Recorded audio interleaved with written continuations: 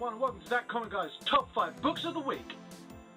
In this video, we'll be going over the top 5 books of the past week that have been released from the various publishers. Now, this is an opinion video, so please don't take it too hard. These are the books I've read and that I've really enjoyed. Now, I do live in the UK, so we don't get all the indie books, unfortunately. So if there's a book that you love that you think I should read, and I haven't mentioned it, leave a comment below, and I'll try to give it a read. Now, I'm going to be cheating a little bit in this first video, as last week was the 5th week in March and you don't get that many books. But one book from last week I really wanted to talk about, so I'm going to be talking about that here at number 5. In at number 5 is Batman and Robin Eternal number 26 from DC Publishing. This book was the ending to the Batman and Robin Eternal storyline. I love this storyline. I was a big fan of Batman Eternal last year, where they had the weekly comic book telling multiple storylines. It was 52 issues long, of course, and it really resonated with me. I really enjoyed the entire arc and how it did it brought back a lot of older characters like Spoiler, and it introduced Bluebird into the series, and I enjoyed that. In this series, there's just one storyline. It split off at points, which was good. I enjoyed that, where Red Robin and Red Hood went off one way, while Nightwing, or Grayson, sorry, was off doing another thing, and you had Spoiler and Bluebird and her brother doing their things. It was just an interesting storyline, and I really enjoyed it. And the ending, I thought, was gratifying. Brought in Midnighter and Katana and Catwoman and Batgirl. They've all joined forces to stop Mother from releasing Icarus just over the world. It was If you haven't read the series, I really suggest you get it. It was a really good read.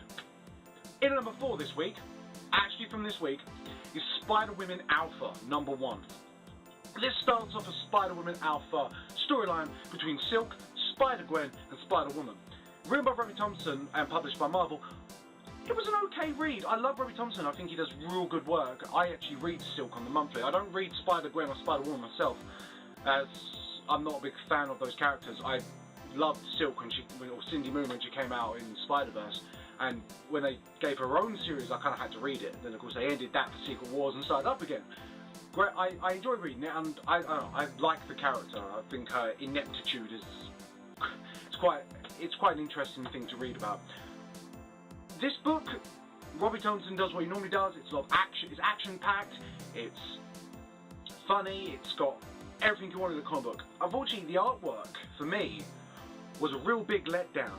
As you can see in this panel here, Spider-Gwen's lost her interdimensional watch, and Spider-Woman's freaking out about it, and she looks more like she's had a stroke. She doesn't look scared or anything. It's like her eyes dropped off her face.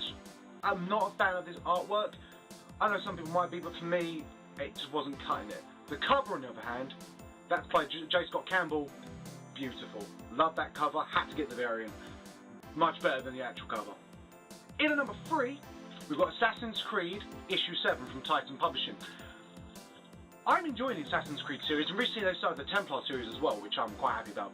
I'm a big Assassin's Creed fan. I loved the games completely. I loved all the little videos they did in between Assassin's Creed 2. That was a great live action film, and you had the Assassin's Creed Embers at the end of Revelations. Nowadays the game seems to have gone down a bit, storyline wise, but this comic book series is great. They brought in a young girl who's got to take on being an assassin. She's using the Animus. They're not just using the Animus to relive the memories of the assassins. In this story arc, she's actually gone back to the 16th century of the Inca Empire, and she's reliving the memories of her ancestor from there.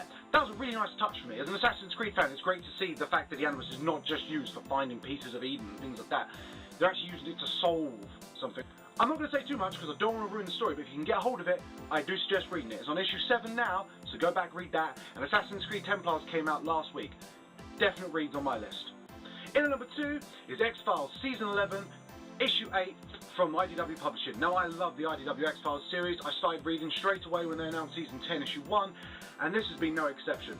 An enjoyable read. It's the end of the Endgame storyline, which brought back Gibson Praise, and they made Gibson Praise a villain. I mean, if you're a fan of the X-Files series, I really suggest you read this. They've just released IDW Bestsellers Season 10, Issue 1. Grab that if you can. If you are reading this series already, then you'll know this issue is brilliant. Harris does a great job of writing and continuing the X-Files lore into the modern day. It's a perfect read for any X-Files fan. In at number 1 this week is Empress Issue 1. This is a new series for the Miller World. It's published by Marvel, and it's a brilliant read. I absolutely loved it. It's a new addition to the Miller World, and I'm really enjoying it. I don't want to release too much about this because I really suggest everyone read this. It was such a good book. I'm a big fan of Mark Millar and I've enjoyed a lot of his stuff. There's something about this that I really gravitate to. It's all about a galactic world ruled by an evil king and the queen wants to get away. I can't say much more because I don't want to ruin anything. Get down to your comic book shop, grab it. It's a 7-issue miniseries and I cannot wait to see how it ends. Okay, so there we have it. That's the top 5 of this week. Do you agree or do you disagree? Or was there a book this week that you really loved that I haven't mentioned? Let me know in the comment section below or you can tweet me. Other than that, I hope you enjoyed this video and if you did, make sure you like, share and subscribe. I'm Owen Lewis from Triple T Entertainment and we'll see you next week.